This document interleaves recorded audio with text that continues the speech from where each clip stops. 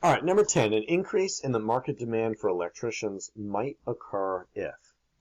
All right, and so the issue of the D and E is talking about the wage for electricians falls or rises. But it's important to understand that the demand for electricians, like the wage for electricians, is based on the demand for electricians, not the other way around.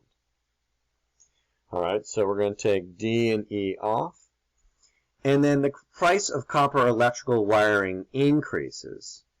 That's a complementary good to the use for electrician. And so, like, wow, it's just not really related to this problem. The answer is if the market price of electrical repair and installation services increases. And that is because of derived demand.